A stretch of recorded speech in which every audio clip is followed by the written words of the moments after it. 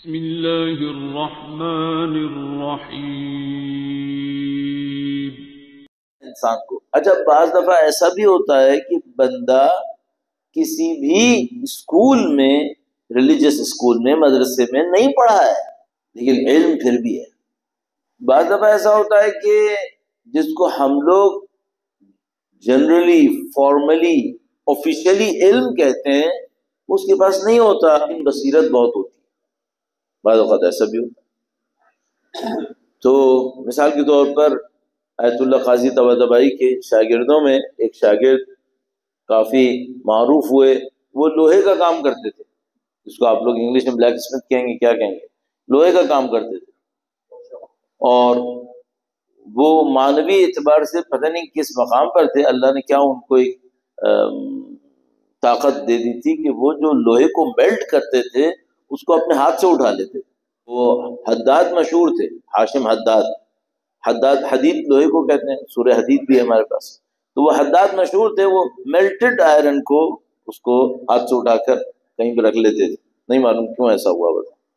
اسی طرح ان کے شاگردوں میں کوئی شاگرد بہت مشہور تھے، وہ موچی تھے، جو جوتے توڑنے والے، وہ کیا کہیں گے اس کو، وہ اس کا کام کرتے تھے، شوز کو ریپیئر کرتے تھے، ٹھیک ہے۔ اور ایک آیت اللہ بہجت کا ایک جواب مشہور تھا۔ آیت اللہ اور عثمہ بہجت مرحوم علی اللہ مقام شریف بہت ہی عربی میں ایک اصطلاح استعمال کرتے ہیں، کہتے ہیں کتوم یہ چھپانے والے، کتمان سے ہے، عربی میں کتمان ہے یعنی سیکریسی، کتوم یعنی بہت زیادہ اپنے آپ کو چھپا کے رکھتے ہیں، نہیں بتاتے میں کون ہوں، کبھی اپنی کوئی بات ادھر ادھر نہیں ہونے دیتے۔ اچھا ان لوگوں کے ساتھ ایک اصول ہے، ان کا ایک پرنسپل ہے کہ یہ کبھی جھوٹ نہیں بولتے، کبھی جھوٹ، عام مسلمان کو بھی جھوٹ نہیں بولنا چاہیے، یہ تو کبھی بھی جھوٹ نہیں بولتے۔ یعنی امام خمینی کا یہ عالم تھا، جب وہ اس بیماری میں تھے جس میں بعد میں وفات ہوئی، تو ان کو جسم میں تکلیف بہت زیادہ تھی، لیکن اللہ کے انتہائی شاکر بندے، تو اگر کوئی آ کے ان سے پوچھتا تھا آپ کے حال کیسے ہیں، تو ان کی بہو نے ایک کتاب میں لکھا ہے، ڈاٹر ان لاء نے، اس نے کہا کہ انہوں نے کہا کہ جب ہم پوچھتے تھے آپ کے حال کیسے ہیں، کہتے ہیں الحمدللہ رب العالمین، اللہ کا شکر۔ وہ خود ڈاکٹر تھی، تو کہنے کی میں رپورٹ دیکھتی تھی، وہ یہ بتا رہی تھی کہ ان کو تکلیف بہت زیادہ ہے، میں ان سے پوچھتی تھی تو وہ ہمیشہ کہتے تھے الحمدللہ الحمدللہ، خدا کا شکر۔ یعنی پھر مجھے سمجھ میں آیا کہ میں غلط سوال کر رہی ہوں۔ کہنے کہ میں گئی ان کے پاس اور میں نے ان سے کہا کہ آغا کیا آپ کے جسم میں تکلیف ہے؟ کہنے کہ ہاں۔ کب زیادہ ہے تکلیف؟ ہاں بہت تکلیف۔ جب تک یہ پوچھا تھا حال کیسے ہیں، کہتے اللہ کی طرف سے الحمدللہ رب العالمین۔ جب ان سے پوچھا تکلیف ہے جسم میں، کہاں تکلیف ہے، اب سچ بولنا، جھوٹ نہیں بولنا ہے اب، صحیح۔ ایک شخص آیت اللہ العظمہ بہجت رضی اللہ مقام شریف کے پاس آیا اور اس نے کہا کہ آغا کیا آپ کے پاس طی الارض ہے؟ طی الارض یعنی آپ فزیکلی یہاں پر ہوتے ہیں، اسپریچولی کہیں اور چلے جاتے ہیں، اور اس کی ایک کوالٹی یہ ہوتی ہے کہ آپ فزیکلی بھی یہاں پر ہوتے ہیں اور دوسری جگہ بھی فزیکلی ہوتے ہیں، اس کی کئی ٹائپس ہیں۔ تو اس نے آ کر کہا کہ آغا کہ آپ کے پاس طی الارض ہے؟ اب اس کا سمپل جواب کیا ہے؟ نہیں، لیکن وہ غلط ہو جاتا۔ تو انہوں نے کہا کہ جب ہم نجف میں تھے تو جو گروسری اسٹور چلاتے تھے ان کے پاس بھی ہوتا تھا، پرچون کی دکان کہتے ہیں جو گروسری کے اسٹور ہوتے ہیں، فرینچ میں کیا کہیں گے گروسری اسٹور کو؟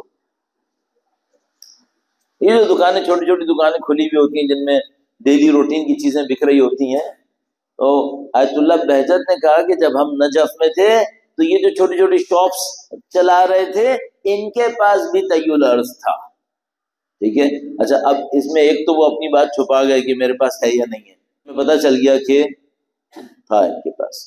دوسری بات، ایک اور بات انہوں نے بتائی، وہ یہ کہ نجف میں کوئی گروسری اسٹور والا یقیناً ہوگا جس کے پاس طی الارض تھا، صحیح ہے۔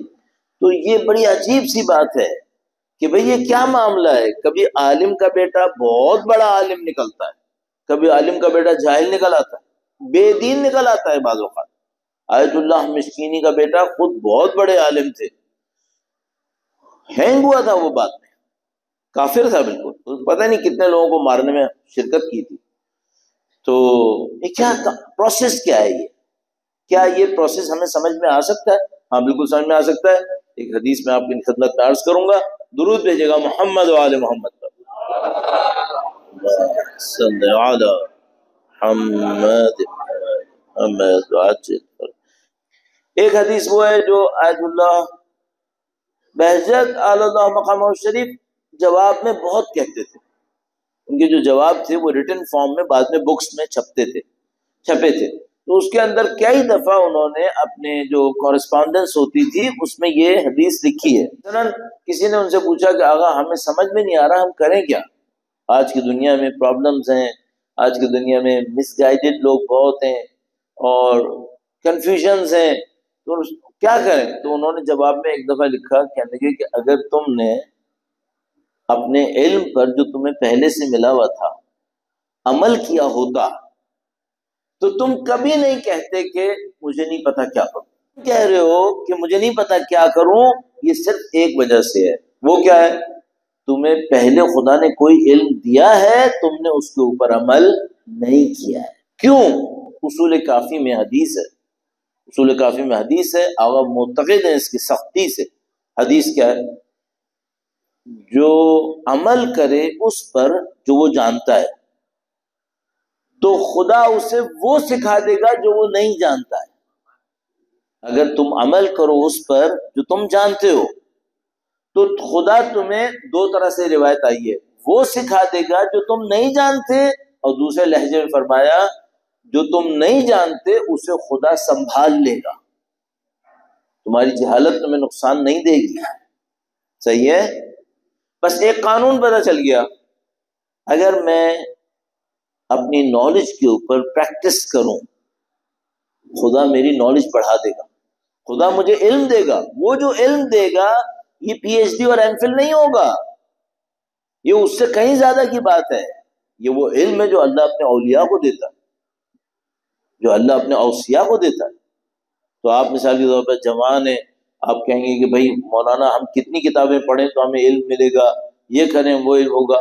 سادہ سا ایک کام کرو، جتنا تمہیں اب تک دین سے پتا چلا ہے اس پر عمل کرنے کی کوشش کرو، اگنور مت کرو۔